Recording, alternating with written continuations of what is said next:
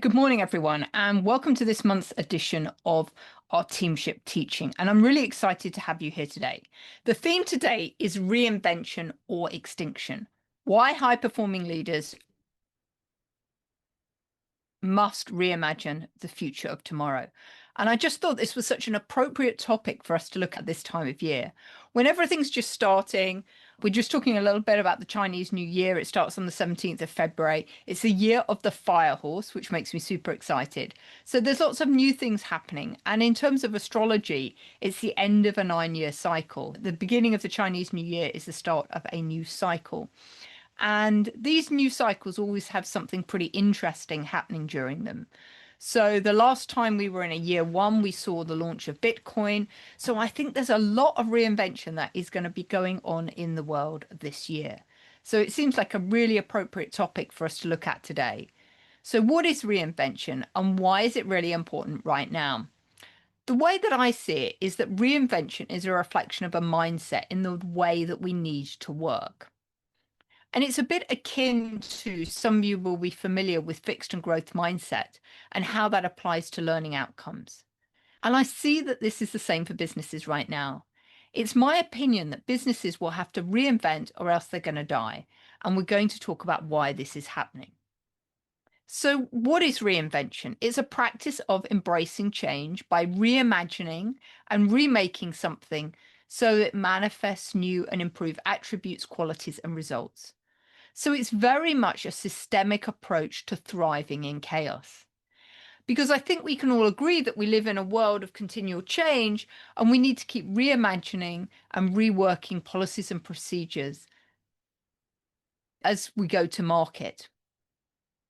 And obviously, one of the big changes of the moment right now is AI and how that's impacting our workforce, both in terms of the types of skills people have when we recruit them, but also in terms of actually what we're doing in the jobs, because we're seeing a lot of repetitive jobs being taken over and done by AI. And actually, I think this is quite an exciting time because it means that we can see a lot more interesting jobs that humans can do. And I think if we look at reinvention through the lens of health, I see reinvention a bit like our immune system. And we need to continue to reinvent to stay strong and survive.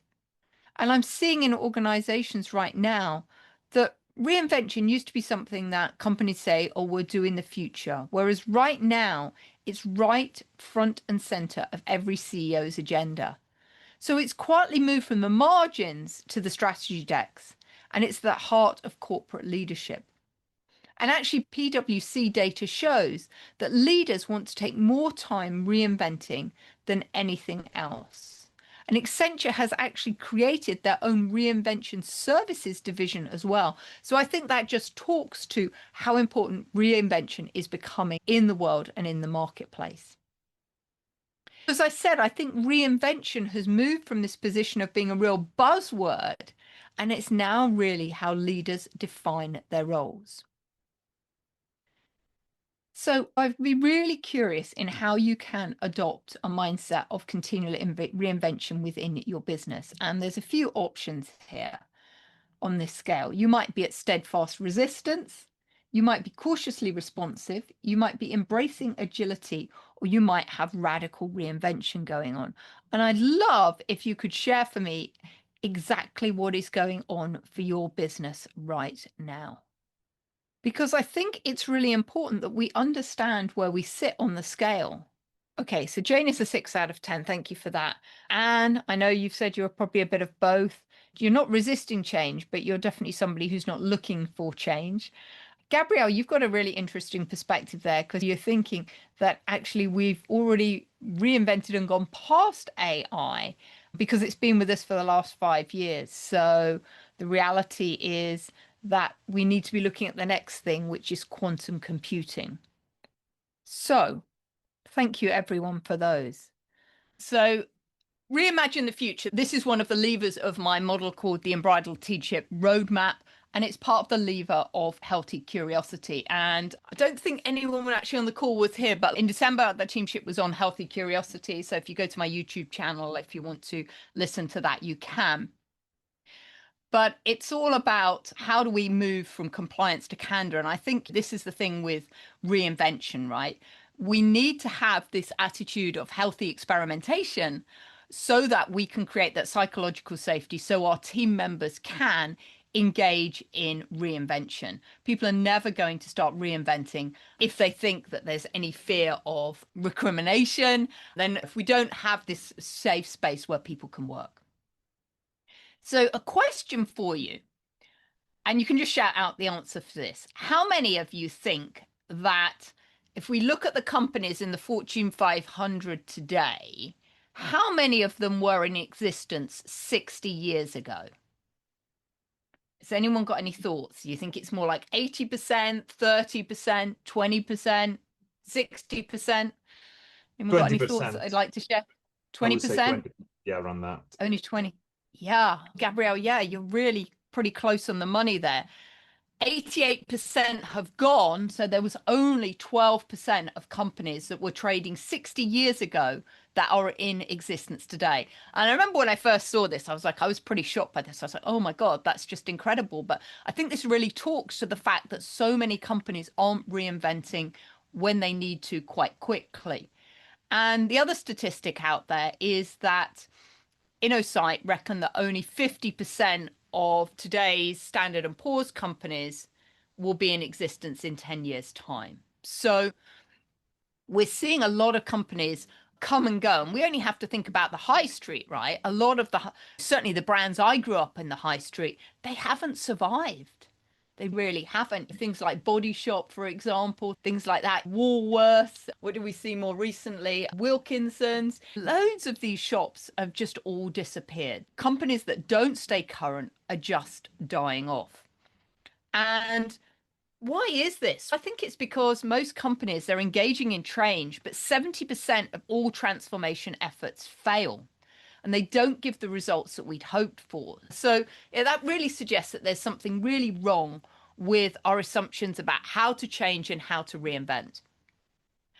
So let's just see where this all happens, because when we look at a business goes through a product life cycle, so you've got the startup, the growth phase, the maturity, and the decline. And I always like to equate these to the seasons. Some of you that have been on these webinars before know a little bit about me. I'm really passionate about how nature has a solution for how we live and work and how we lead businesses. And so for me, the startup phase, this is the spring stage where we're planting everything. The growth phase is when we move more into summer. Then we get into a period of maturity and then a period of decline. And I think what's really interesting for me is if we look at this, once we've gone through the growth phase, the summer, in this maturity phase, this is when the farmers not only harvest, but also they're planting the seeds for next year. They don't wait until the winter to plant the next seeds when they're in decline. They're actually planting them in the maturity phase. And I think this is a really important concept for us to understand. Because when we look at a business life cycle, businesses go through a number of what we call S curves. So you can see there, the first curve, the business goes into decline. But what we need to do as leaders is before the business goes into decline, is we need to have reinvented it. So the irony here is we need to be reinventing businesses when we are in that maturity phase. And actually, if we wait until the business goes into decline, only about 12% of those reinventions actually work. So it's a little bit counterintuitive, because at the time when your business is doing really well is at the point that we should be looking about what do we need to change to move to the next S curve to go up to the next level. So what's been really interesting over time is looking at how these S curves have developed, because originally, the average lifespan of a business was about 75 years. And things didn't really change. And we think about the industrial era when people could work in jobs for their entire life and it would be exactly the same. And then we started getting the advent of technology coming into business and the internet, and that curve shortened to just 15 years. It's really interesting because, of course, when I was growing up, my grandparents had worked in their jobs pretty much for life, right? Because a business existed. Then the job span got shorter, and now it's even shorter still. And as I said, we've seen companies that haven't reinvented die. Companies like Kodak, like Blockbuster, like Nokia. They had high levels of growth, but they didn't reinvent themselves at the top of the cycle. And so they fell into decline. So just shout out, what do you think the average duration of a company is now? And obviously, this does depend on the type of industry that the business is in. But what do you think that might be today? Does anyone want to shout out a number? The average duration of a business right now?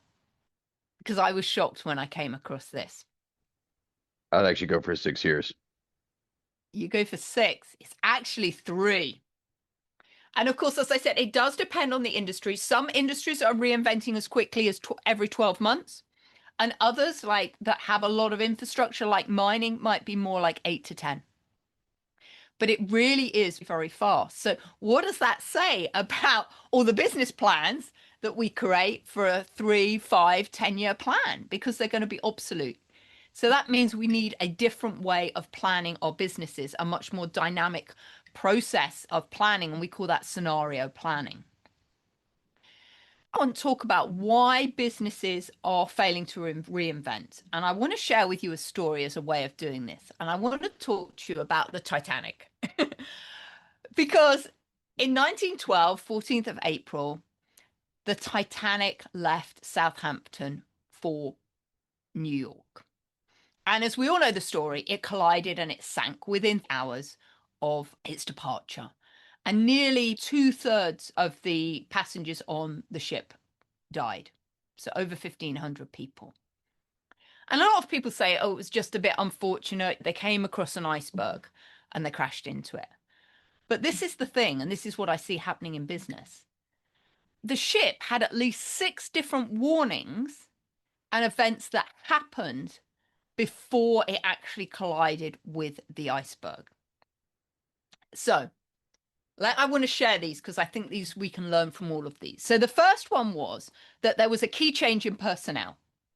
So the second officer, David Blair, he was changed. He's out of the leadership position at the last minute, and somebody else took his position. And of course, he was very disappointed that he left. But in all the commotion of his position being changed very last minute, he didn't do a handover to his replacement. And he didn't give his replacement a key that unlocked a cupboard on the ship. So that was the first thing that happened. And as a result of that, this caused a problem for the second thing, because on the ship, there were a couple of lookouts, Frederick Fleet and Reginald Wald. And they had been on the boat. And a lot of people say, oh, maybe they were tired. They weren't looking out properly. But actually, they were only worked in 2-hour shifts and they hadn't been up very long. They were up in the crow's nest at the top looking for danger. They had a bell to warn people about any danger they could see ahead. But what they didn't have was any binoculars. And why didn't they have any binoculars? Because they were in the cupboard that nobody had the key to, that the second officer, David Blair, still had on shore back at Southampton. The third thing that happened that was probably a warning system was that there were no safety drills ever organized. So they had never done any health and safety checks to see how they would deploy the life rafts in a case of an emergency. And of course, the irony is that actually a lifeboat drill was actually scheduled on the day of departure at 11 a.m. The captain cancelled that with no explanation. So, of course, when the ship did collide with the iceberg, nobody knew what to do. The fourth warning sign was that there were insufficient life rafts on the Titanic. There weren't enough life rafts for everybody to get off the boat. And that's because when it was built, nobody thought it would sink. Everyone thought it was invincible. And we've seen companies like that too. The fifth warning sign that they had was slightly more unusual. You've got to remember that the people on the Titanic were very high wealth individuals. They were moving to New York. And so one of the key focuses of the crew on the Titanic was how to keep their guests happy. And a lot of their guests had wanted things to be available for them when the ship docked in New York. So A lot of the crew was spending time sending telexes in order to get all of those things organized. And so what happened was the telex operator actually ignored and missed an important message. It was called a master's servicegram that was specifically for the captain to advise him of the icebergs. But because everyone was focused on serving the customers, it got ignored and it didn't get past the captain. And then finally, actually at the time of the collision, the first officer, William McMaster Murdoch, was actually in charge of the ship. And he was a very experienced veteran. He had 16 years of maritime experience behind him, and he was known for his cool head and quick thinking. And he had a great track record of avoiding collisions. However, unfortunately, in this situation, he was too late. And actually, his plan to avert the collision actually caused a worse problem, because instead of the Titanic hitting the iceberg straight on, it hit it on its side, and that caused more damage. So what can we learn from this that's really important for us for reinvention? The first is that there was no handover. And how often do we see that in organizations? No handover between team members on projects. There were no binoculars, so we didn't have the right equipment, or people had the incorrect equipment to do the job. There was no practice. There was no plan B about what needed to happen in case of an emergency. And there were insufficient resources. And I think we can probably all relate to that in business, because right often a lot of the businesses I'm working with don't have the right resources now to do the work. The team were focused on the wrong things. They were focused on this amazing customer service, whereas they should actually have been focused on the passenger safety. And lastly, there was this kind of arrogance that we were relying on past success of the second in command captain to be able to steer and navigate the boat successfully. And often we see this in businesses, don't we? That we rely on our past successes as a measure of our future success, and that didn't work out.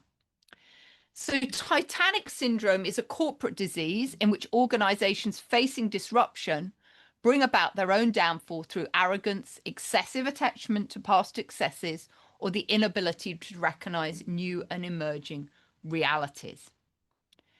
Because the greatest danger in times of turbulence is not the actual turbulence, it's to act with yesterday's logic. And that was said by the amazing Peter Drucker many years ago, and it's as true today as it was when he first said it probably 50 years ago. So I want to share with you today a reinvention mindset that is going to help you in this case. So the first reinvention mindset is curiosity. And this is always asking about what if. So curiosity is the antidote to complacency. What if allows leaders to keep ourselves open to new ideas, possibilities, and approaches. And it means we're always looking ahead, scanning for changes, and exploring opportunities to reinvent. So this is a question of the Titanic syndrome thrived on certainty. We're unsinkable, nothing will change. But if we want to have this curiosity, we need to really start asking things like, what if we did change? What if we're wrong? What if there is a better way? So that's the first reinvention mindset I'd like to ask you to embrace today. The second is about adaptability. And this is about embracing change as opportunities, not threats. And we live in a world where there is so much change going on. So adaptability, we have to change and adjust our course, take on new information and circumstances all the time. I don't see adaptability as a threat to stability, but it's a gateway for me to growth and innovation. And when we think about the Titanic there, its fate was sealed because the crew couldn't adapt to the changing circumstances quickly enough. They dismissed the iceberg threat until it was too late. So what we see is leaders who embrace adaptability stay agile, they respond to shifts in the market, team dynamics, and the broader environment with creativity and speed. And finally, the third mindset there is courage to let go of what no longer serves you. It's about making bold decisions to release outdated practices and beliefs, even when it feels uncomfortable. And it's about having strength to move forward. And in the Titanic syndrome, that thrived on attachment to the status quo. We've always done it this way. Whereas courageous leaders recognize that clinging to the past only delays the inevitable. And they let go of what no longer serves them so they can create the future that they want. So this becomes true then. To survive and thrive in a risky, interconnected world of constant flux, you must make reinvention a part of daily life. So there's a practical framework that I wanted to share with you about reinvention, and I call them the 4 Rs. So the first R that you need to think about is to reflect. I'd like you to invite you to reflect on what's not working.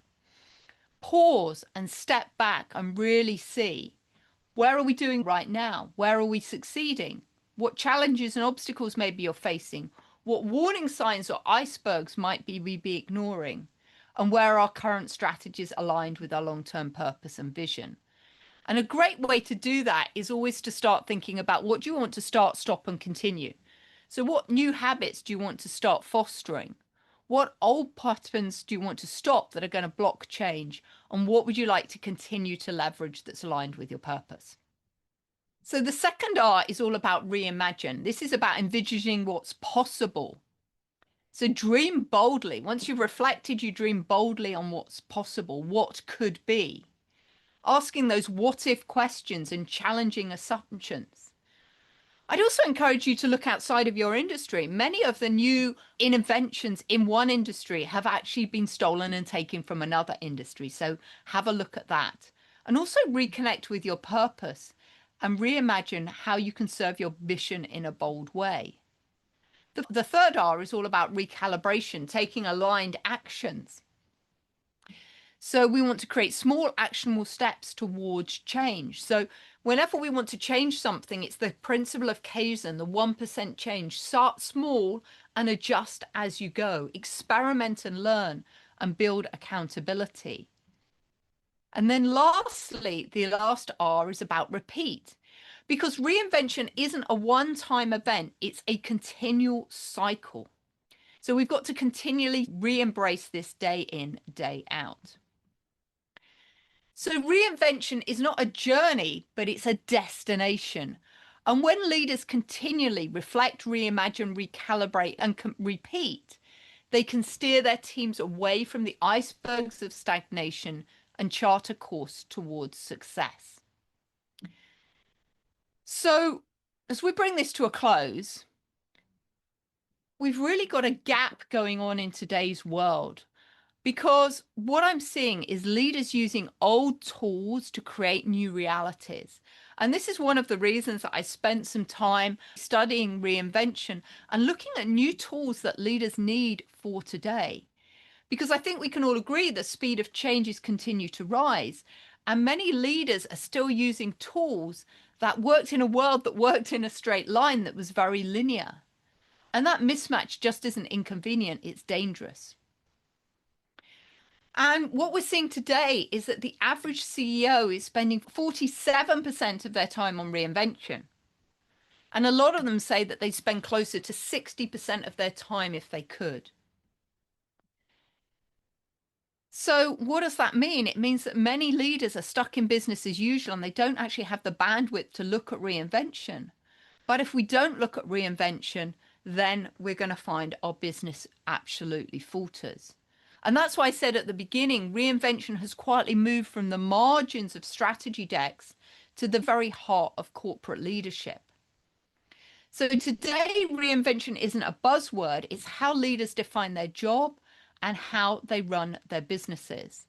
And I would like to encourage each and every one of you to really think about, how do you embrace reinvention in your business and what do you need to be doing? And if you'd like to get some more information about some of the tools that I use for reinvention and also how reinvention ready your business is, you can always take the Turbocharger quiz assessment at businesshorsepower.com/quiz. And then you are welcome to join me on a complimentary Turbocharger team audit.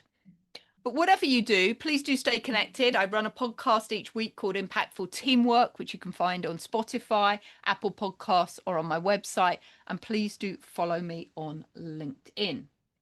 So with that, I'm going to stop sharing and just see if anyone's got any questions that they'd like to ask about reinvention, because I think this is a really exciting topic and one that's just going to become more and more mainstream over time.